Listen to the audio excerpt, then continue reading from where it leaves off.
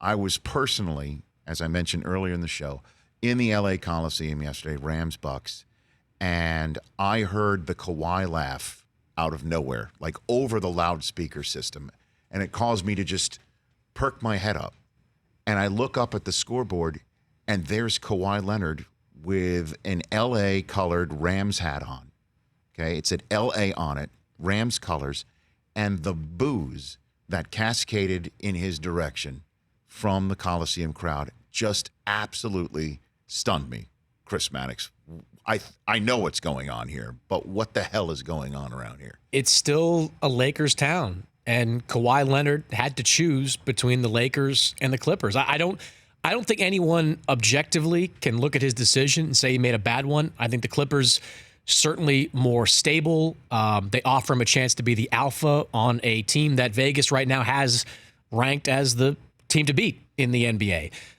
But this is a town still full of Lakers fans. And, seeing Kawhi go to the Clippers and not the Lakers, I think that obviously upset more than a few people. Well, I mean, that said, even Lakers fans will have to understand, why would he want to create a super team after he did what he did himself in Toronto? And the maneuver that he made to get to the Clippers is straight out of the LeBron playbook. Mm-hmm. So he's trying to do for himself what LeBron has done so wonderfully for himself. And it's just, I know fans can be crazy. And also, did they not see what he did for the town of Toronto? Mm-hmm. The city of Toronto, the country. This guy is the best in the NBA right now. You could state that. Yeah, absolutely. He and Giannis neck and neck as the number one guy, but Giannis has yet to prove that he can single-handedly kind of lift up a team and make them a champion. Kawhi proved that last year. Good players on Toronto, but they don't come close. They don't sniff that without what Kawhi did. And look, he was, I don't know exactly what happened behind the scenes. Obviously, we know what happened with Paul George and Kawhi kind of pushing him in this direction, but I never believed that a guy like Kawhi, who's been an alpha for the last few years, he was kind of the leader of the Spurs at the end. He was certainly the leader in Toronto.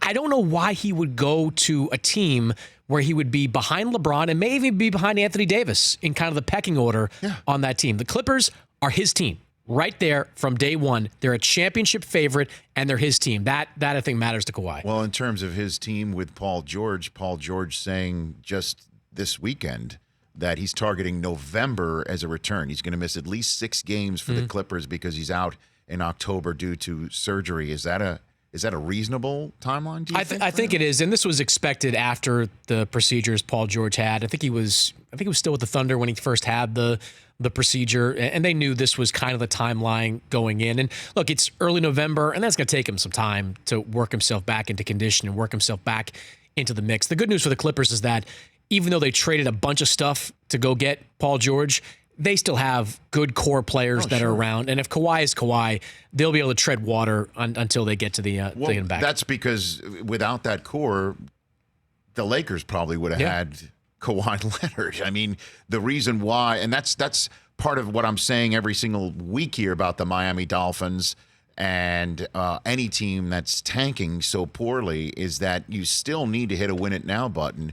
And if you already have a good core, you can invite the free agents in right then and there. That's the whole point. For more of The Rich Eisen Show, tune to Audience Channel 239 on DirecTV for free on BR Live or download the Rich Eisen Show app.